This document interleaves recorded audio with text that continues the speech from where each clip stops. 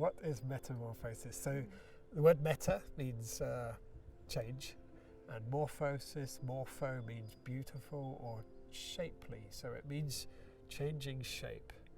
And the butterflies and all those higher insects like flies and beetles have the biggest change in the animal kingdom. So they start off with a grub stage. And that early stage is very different from the adults. So the adults are flying and they're sampling life and flying from flower to flower, having all the best things in life. But the juvenile stages are eating machines, and they're just eating as fast as they can, and they're competing with each other, and they have to, because these birds here are after them every hour of the day. I think all these caterpillars are beauty. They're all beautiful. Compared with the actual butterfly, is a sort of materialistic, grab everything as fast as you can to reach the goal.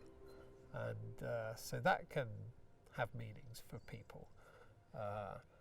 And the other thing is, if they come here and they see a pupa come out, it might be just a change in their opinion, or for instance, it might suddenly dawn on them that somebody's having a hard time. So it can symbolise quite small things as well as the big things in life. It's quite prevalent around the world as well, you know, that the butterflies symbolise the spirit on death being freed. So you have the pupa where you're in a straitjacket, that's us on Earth, and then on death you come out and you fly, and the symbol of flying is freedom.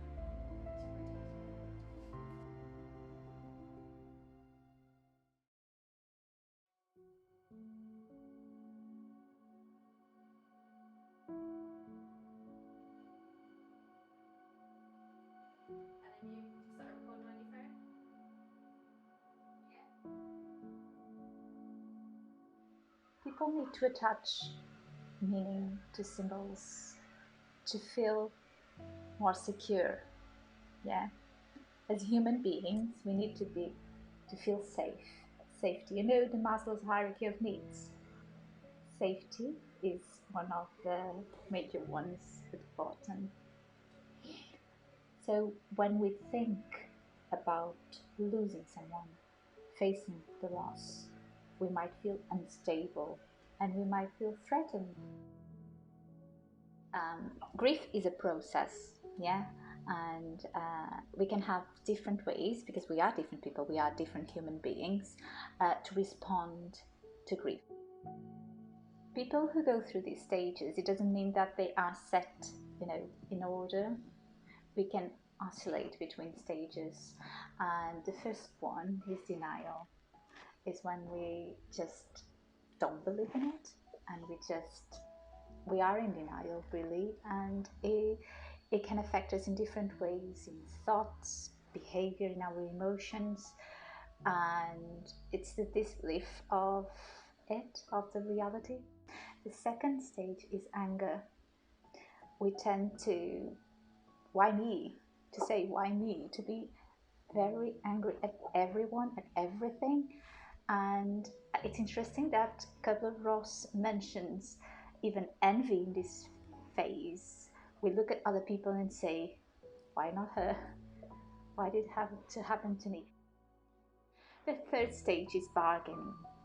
It's almost like we are trying to negotiate the loss, almost like it's the disbelief as well. We can't believe that it happened, and we tend to, what if I have done something different?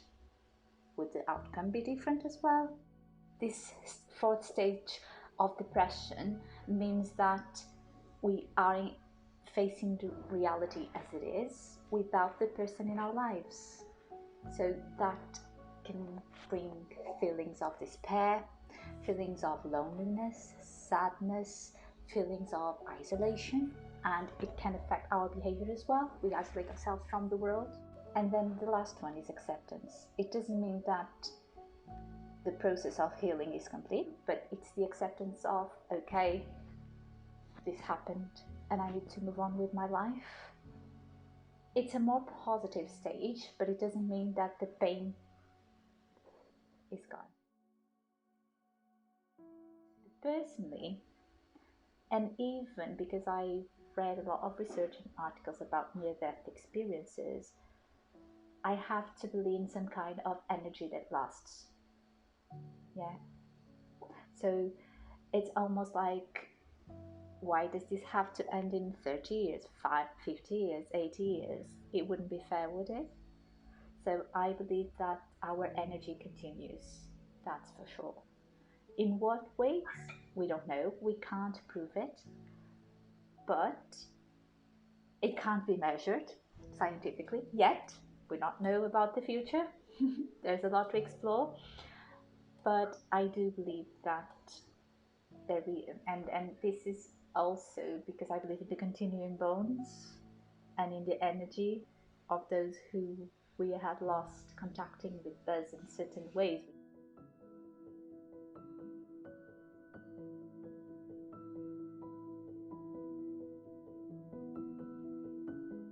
Do I believe in afterlife? Yes, I do. I do believe that there is an afterlife when you die, and I believe this because I'm a Christian. And it's something I quite like. Yeah. There's a quote I like from Ram Dass, and he says, "This incarnation suggests another incarnation," and I think that's nice. I've been here before. I kind of believe in the circle of life. So when, say, an animal passes away, you don't really think of their afterlife. You see it as more of a resource, or even a plant, you see it as a food or a resource. I do think a lot of symbols have spiritual meanings in life, just in general. And I think specifically to people, not so much, but I think that you look at symbols such as like the cross in Christianity, it represents salvation and Jesus dying for our sins, and there are so many crosses out in the universe that you can look at and just remind you of that. I think growing up with a lot of music, like I listened to the Beatles a lot because my mum loved them, my nan loved them. My dad used to sing me a lot of Pink Floyd when I was a baby, which is really cute. So there's those kind of like sentimental attachments there. And obviously as I've lost people over the years, that music holds like more of a weight then. Whenever I see a blackbird, I think of my mum, because the Beatles song of the same name, I love that and she loved that. So whenever I see one, it's kind of like, hey, what's up? Grief, all I can say is that life always changes, always. And if you even just stay still and don't do anything and just wait, and yes, that might take 1 or 2, even 3 years, you wait and it will change. Or you can try and change with it. So it's just, everyone has their hardest year of their life. At some point they've got to. Some people have far worse years, and it's extremely testing to get through. You know, life comes along and gives you the hardest thing, the very thing you can't cope with, and then you come out the other side and you're like, oh, well, I can do that now. And that's that way of thinking of butterflies symbolizing that change of thought, and that what was a problem for you back at school is just not a problem anymore. And that carries on through life, you know, as we all go through hard times, we can do it. We come out the other end, and we can face that.